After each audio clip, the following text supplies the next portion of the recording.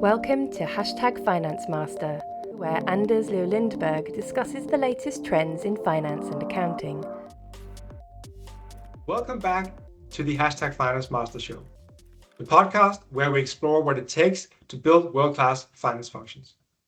Today, I'm joined by Rachel Daly, a finance professional whose career journey is both inspiring and highly relevant for many in our audience. Rachel started her career as an accountant, then management accounting, and now a commercial finance manager. Along the way, she discovered her passion for helping others make that same transition from focusing on numbers in the back office to driving decisions in the business. In addition to her day-to-day work, Rachel also serves as a CIMA committee member for Northern Ireland, where she contributes to shaping the future of the profession and supporting others on their journey. In this episode, we'll explore Rachel's transformation, the challenges accountants face when moving into commercial finance or business partnering type of roles, and the practical advice she has for those looking to follow a similar path. We'll also look ahead to how finance business partnering is evolving in the age of automation and AI. So Rachel, welcome to the show. Hi, Anders. Thank you so much for having me. Yeah, it's a pleasure. And yeah, I'm really excited to have you here today, just because the story that you've gone through is a story that I've gone through. And just hearing how others went through that transformation is just so hugely valuable for the audience. So I really appreciate you being here today. But maybe you can start by walking us through your career journey from accountant to management accountant and now commercial finance manager. What did that all look like? Yeah, sure. So I started out my career in an accountancy practice, preparing year-end accounts, auditing for clients. And that actually gave me a really good foundation because I was able to gain a good technical knowledge on financial statements and reporting and controls. And that proved really valuable going throughout my career. But after 2 years, I actually moved into management accounting and I worked for a software business. But my role was doing management accounts for 3 global entities in the US, the UK, and Sri Lanka. And I really loved that job. But at the time, I was studying for my CIMA. And when I was qualified, I was offered a new role. So I changed industries to manufacturing. After that, I spent 8 years managing a large overhead budget and forecast cycle. My role was very much focused on partnering with senior leaders to future plan and achieve their targets. But a few years ago, I decided that I wanted more and I needed a change. So I moved out of core finance and into commercial finance, and that's where I've been ever since. It's just so inspiring because myself, I didn't start in practice, but I started inside a company doing financial controlling and really just looking at the financial statements, right? So kind of butting heads with the auditors. But after pretty much also 2 years, I also kind of had enough of that and wanted to get closer to the business, and then I went to a business controller role, which here in Denmark is similar to a management accounting role. So kind of that same start and just feeling the need for wanting more. Maybe you can talk about what kind of motivated you to move beyond that traditional accounting into a more commercial and forward-looking role. Yeah, sure. So I'd already gained a strong grounding in business partnering in my previous role, but I realized that I still lacked a lot of the commercial acumen that was needed to develop to the next level. My view at the time was very narrow in one area, and I could see the long-term gain of really making the change to widen my skill set and make myself a better accountant long-term. I've always loved business. I did a business degree and have a lot of interest in getting to know how businesses work. I saw commercial finance as the perfect way to develop that commercial awareness, to learn the business and better use my skill set to make a direct impact on future growth and profitability. Yeah, I know that makes a lot of sense. I polled my audience some years back and I asked them, why did you go into finance in the first place?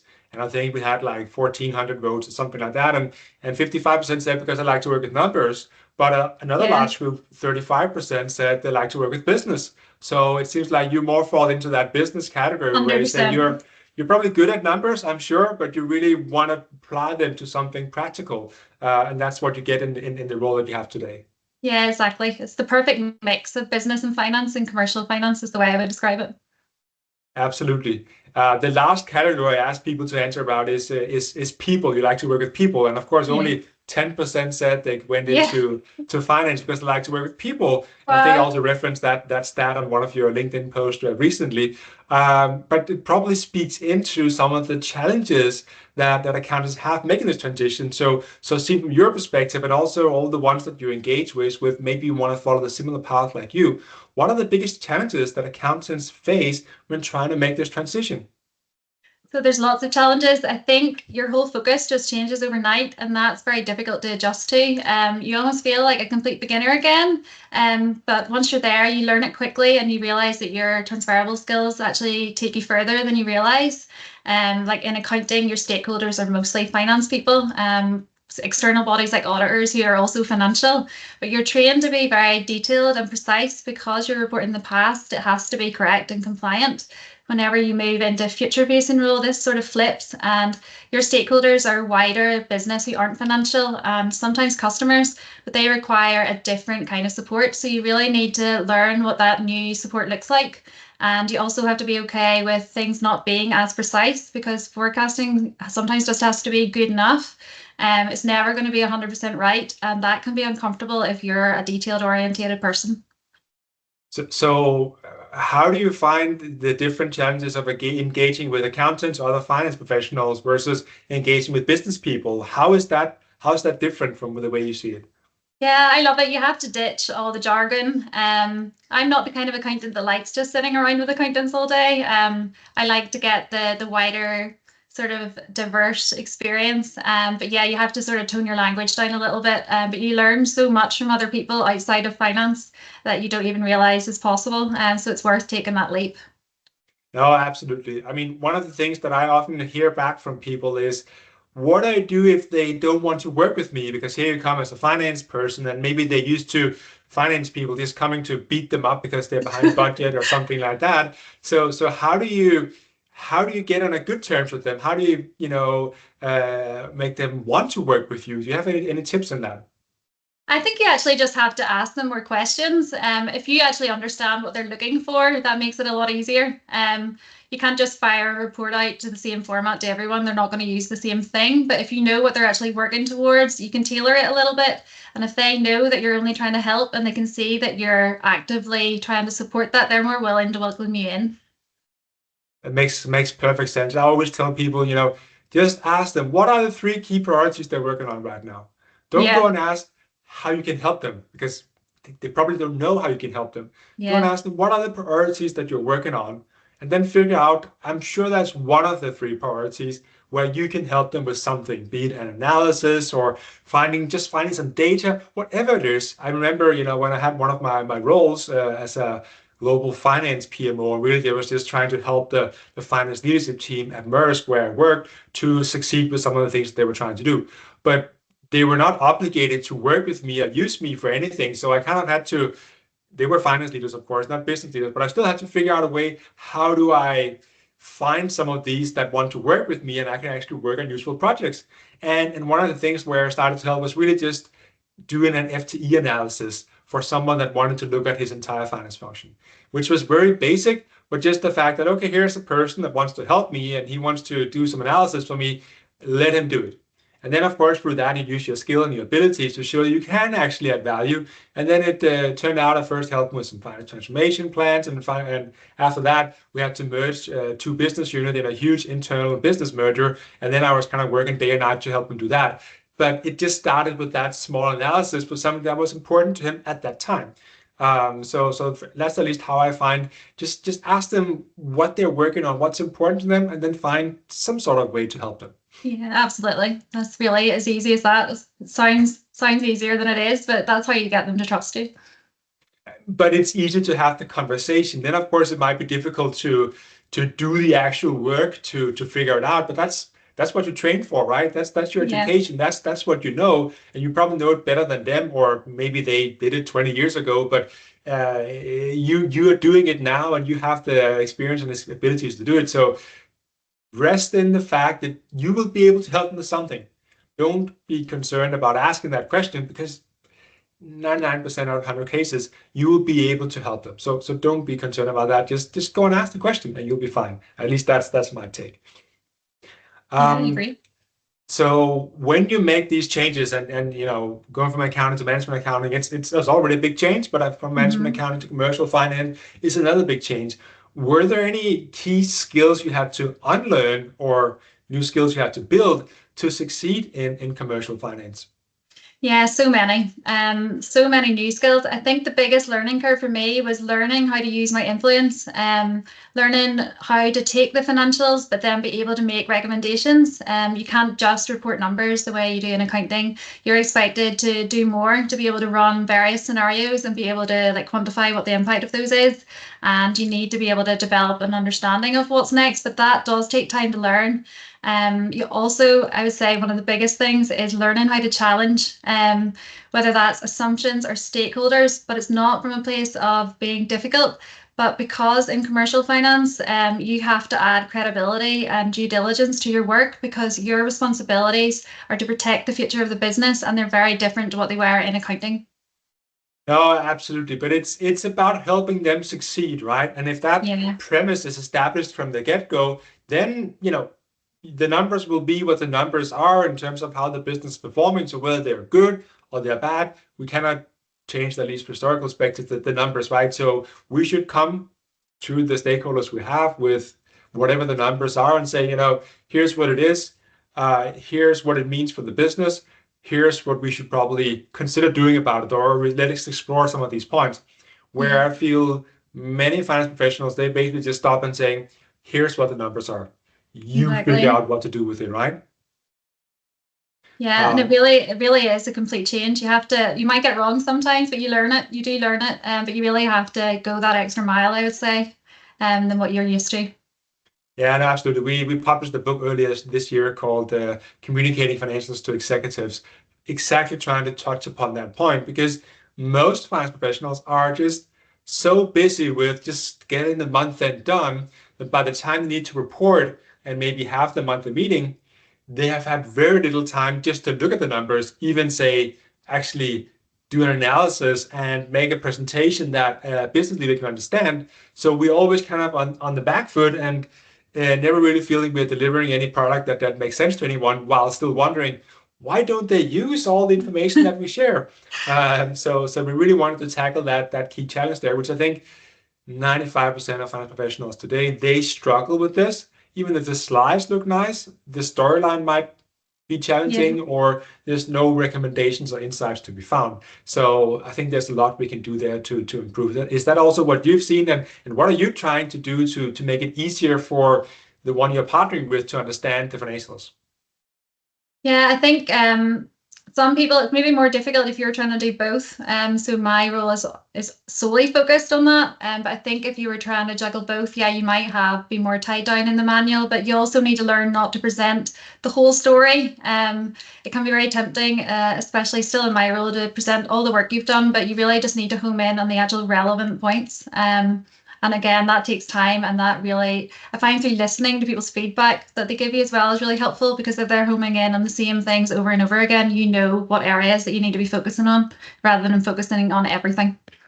Yeah, and I would always say that it's on us to be able to separate what's important from what's not, because we should know the numbers and maybe they know the business better than us, but we should at least be able to guide the dialogue in a direction where here we are focusing on the important things. But like you said, maybe most people they try to tell the full story and then they never get to discuss what's important. So that distinction there just it's just vitally important. And it's kind of what I come to call just the skill of critical thinking. So those that Yeah. have critical thinking, they're able to do that, while others that maybe have not developed the skill so much so far, they will struggle to really get somewhere in their meetings. Maybe the discussions are nice and fine, but they don't decide on anything. They don't move things forward, and the business is just left to figure it out themselves. So I think there's a lot kind of to work on there, let's say. Yeah, So definitely. if we try to look back, what was the turning point, if you can call it like that? What was the point maybe in your career where you felt now I've made the shift from accountant to commercial finance to being a true business partner? Was there kind of a moment or a period in time where you felt, hey, now I'm getting it. Now I'm there. Um, I think the shift shows up in the smaller moments rather than one big like epiphany. When people start to approach you and seek you out for support and advice, then you know they can see your value. Like I remember last year, I got a call from a colleague that prepared a financial proposal and they wanted me to check it and check their logic. And the proposal was nothing to do with me, nothing to do with my work, but because I'd worked with them closely before, they valued my opinion. I think once you start getting invited into the room for wider decisions and included in the full process, you then know your value is being recognized, and then you know you've become a true business partner.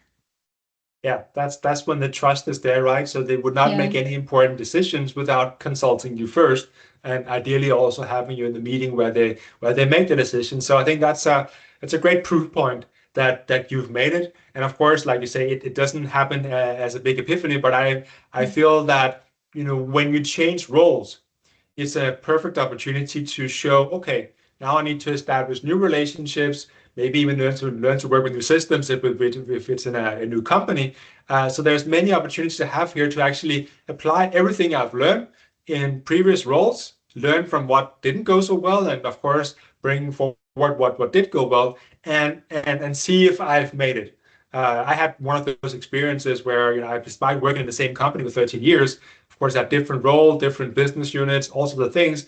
But my last role there, after 13 years, that was really when I felt, okay, now I've made it, because in a matter of 3 weeks, I could succeed with what in the past maybe took me 1.5, 2 years, or maybe I didn't even succeed with it all, because I was able to put it all together and say, this is the approach. I can be a business partner for me, because not all approaches are the same for all of us, and it just worked. So while maybe you have felt that it was kind of like that gradual change, every time you get a new role, it's really that perfect opportunity to say, okay, now let me see if I have made it. And of course, it doesn't work exactly like that, but it's at least an interesting time to see how far you've come. Yeah. You grow business partnering in different ways as well, depending on who you're supporting, and that's kind of what keeps it interesting. No, absolutely right. Every business partner role is different. Even if it's the same company, it's a different people that may be a different part of the business and so on. So it's it definitely keeps it fresh, let's just say it like that. Yeah. So many accountants want to move into business partnering type of roles, but they don't know where to start. What advice would you have for them? Yeah, I always say if you want to learn business partnering, you need to get out of accounting.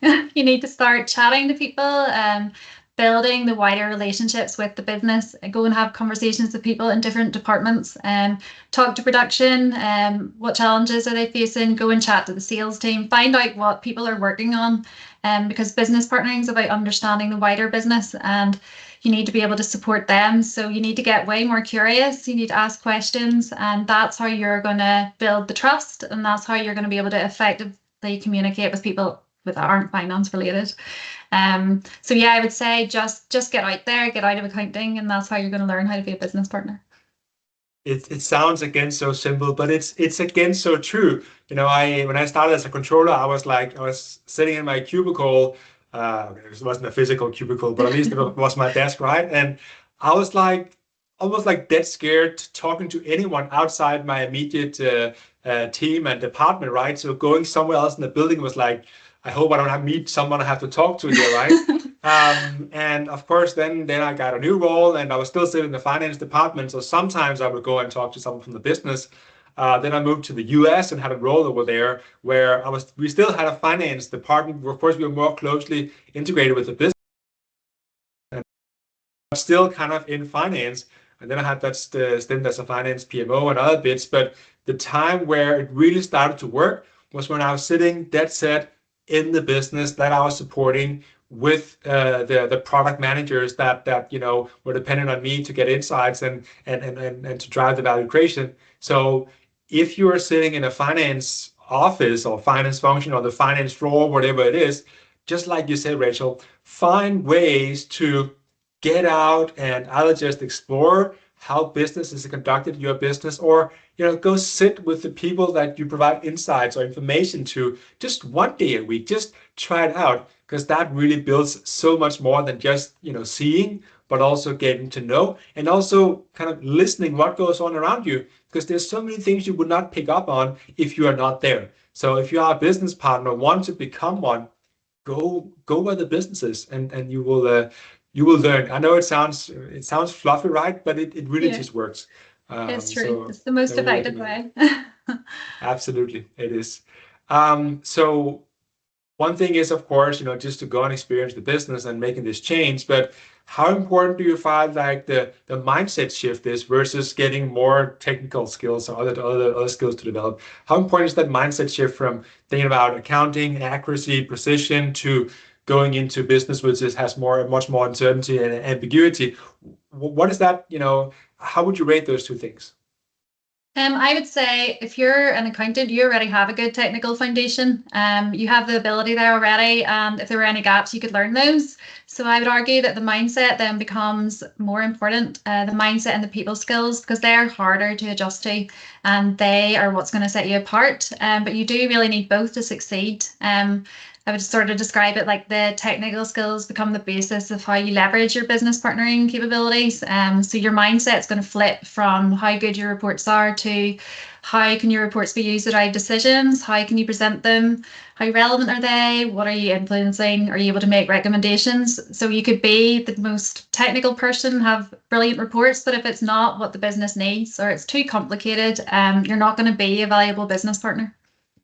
No, I think that's very true, and I think the mindset gets in the way quite a lot. So another poll I ran with my audience was around what's stopping us from actually just creating or stepping into that future finance function that consultants and whatnot have been talking about for 20, maybe even 30 years. What's stopping us? And so I kind of had the dimension like people, skills, process, technology, or the mindset, which of course is more intangible. And again, there was more than 1,000 people voting on this. And I was thinking people are going to say like process and technology because it's external from them. So it's easy to, let's say, blame it. But 64% said the mindset. And Okay. it just shows you how powerful shifting your mindset can be for doing work completely differently. And it is not easy to do, right? First, you first need to try new things, then build new habits, and then your mindset over time can start to shift. So it's a long-term thing. It's rare that people just, say, one day I was an accountant mindset, tomorrow I'm a commercial Yeah. finance mindset, right? Like you said as well before, it happens kind of gradually. But that Yeah. mindset shift is just so critical, and I think it's intangible, it's fluffy, but it's just really some of the things that you talked about there, right? Shifting from how well structured is the report to how useful is it for actually making decisions. And that's two very, very different things. But too many just unfortunately spend time on making that perfect report. Yeah. Um, You just have to be brave, I think. That's the one thing. If you're brave to try new things, that's how you're going to be able to sort of change your mindset. And the more new things you try, the more you'll be able to grow out of the accounting mindset, if you like, if you were to call yeah. it that. So yeah, just try as many new projects as you can. Yeah, it kind of brings about another one concept by now, that the comfort zone, right?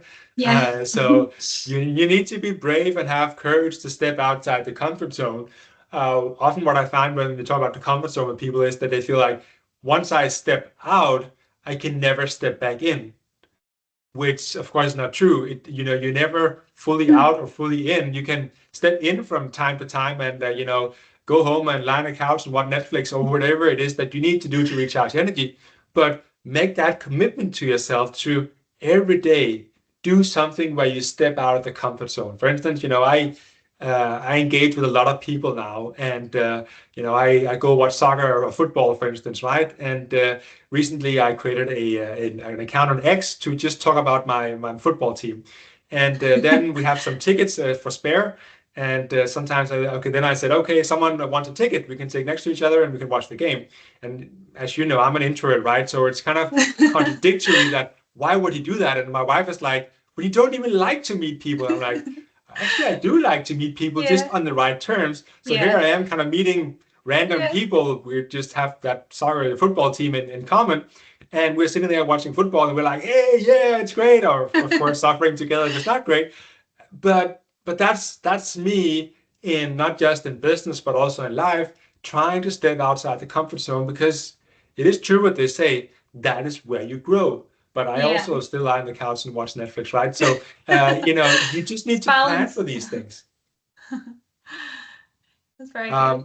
So obviously you also have a part in CIMA as well. So what Yeah. role do professional bodies like CIMA play in equipping accountants and finance professionals for this transition that we're talking about?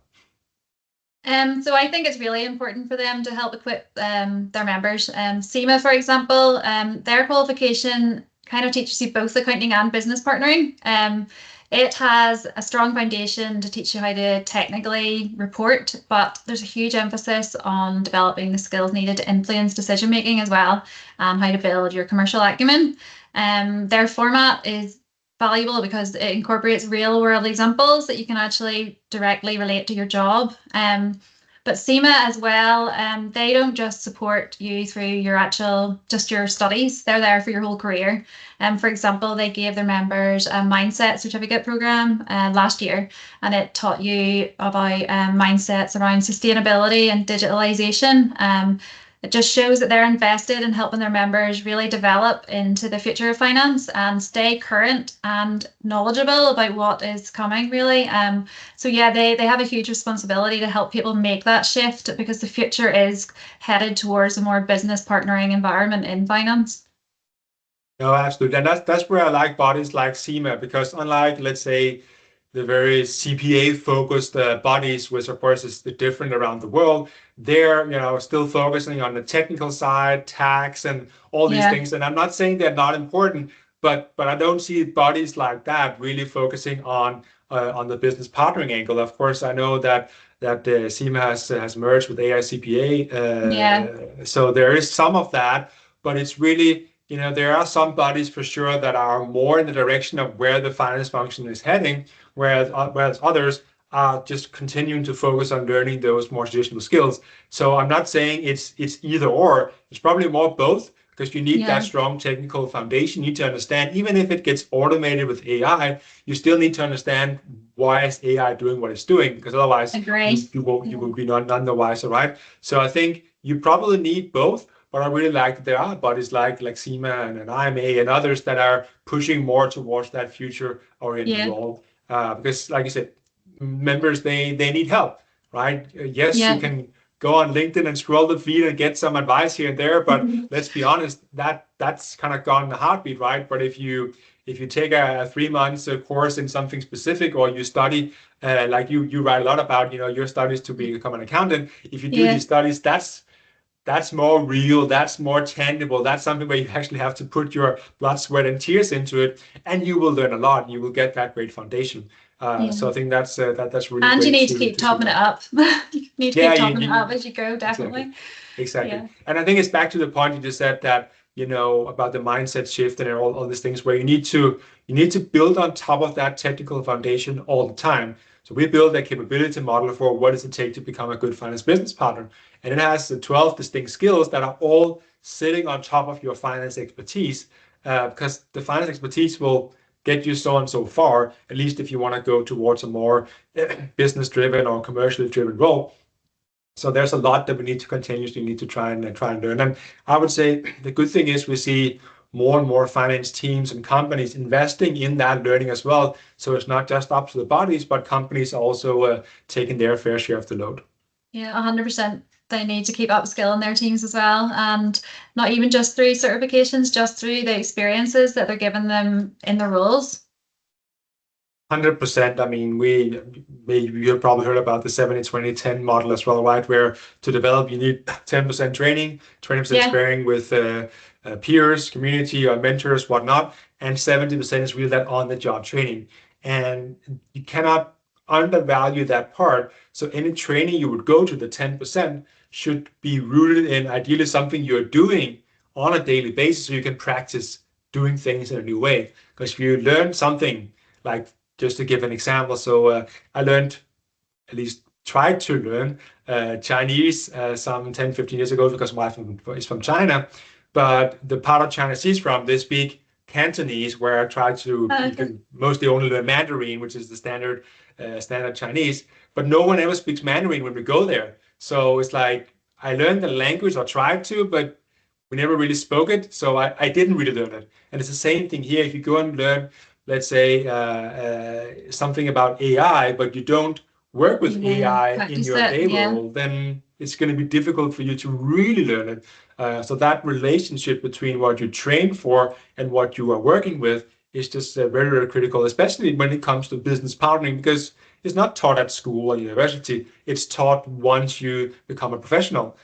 So you need to marry those two things up, and then I think you can develop in that right direction. Yeah, I agree. It's a complete mix.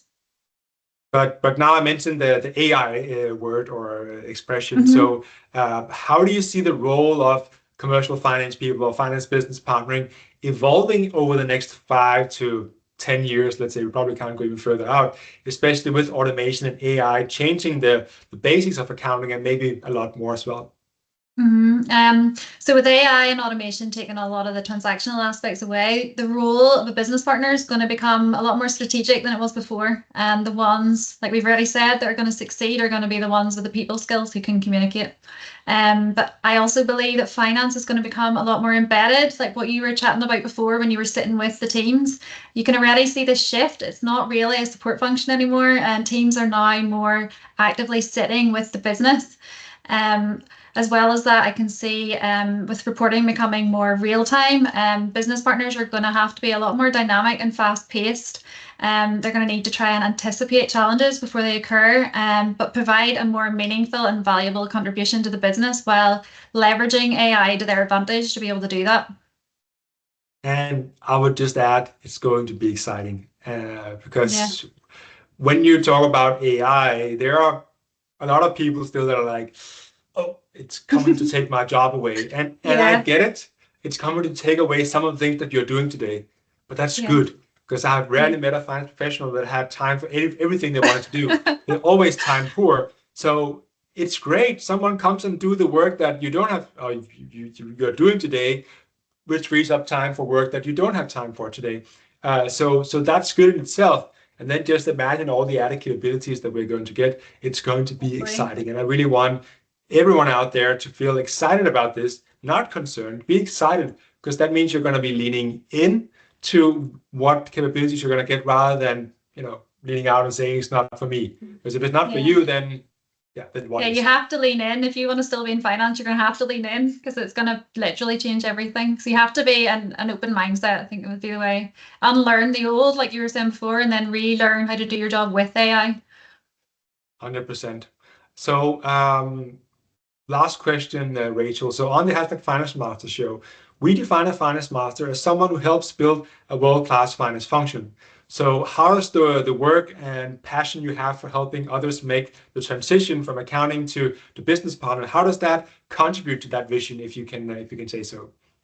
Yeah, so I'm really passionate about helping accountants realize how much more they're capable of beyond the box of accounting, and really how far the transferable skills can go.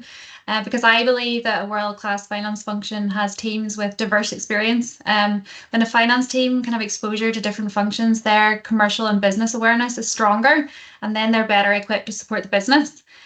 So through my work of raising awareness and encouraging people to be brave to take on non-traditional roles, that's going to build their business exposure. And in the hopes then that'll strengthen the overall capability of finance teams and finance professionals, bringing them closer to the world-class standard. And how amazing it is to have people like you out there. I think you're doing great work.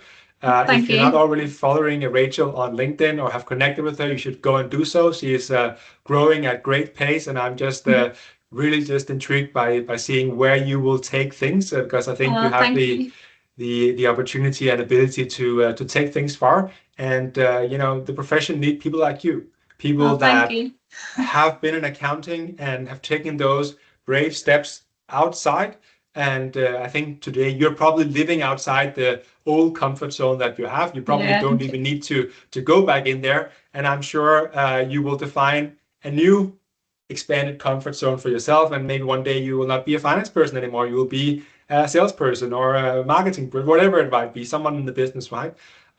So I really huge supporter of the work that you do, Rachel. Really just keep it going, and I'm sure my audience will feel the same thing. So it's been a true pleasure having you here on the podcast. No, thank you, and I appreciate all the support you've given me. It means a lot. So thank you for having me. Absolute pleasure. And thanks to everyone else for listening in. Hope you've enjoyed this week's episode with Rachel Daly, where we talked about transition from accounting into commercial finance and business partnering, a transition that I've gone through, Rachel have gone through it. And if you're going through it, reach out to Rachel as well. I'm sure you can easily find her on LinkedIn, send her a message, and I'm sure she will share a lot of the advice that she's also shared here in the podcast today. So thanks everyone for listening in, and I hope to see you again next week. So bye for now. You've been listening to #Finance Master. Don't forget to subscribe to stay updated on the latest trends in finance and accounting.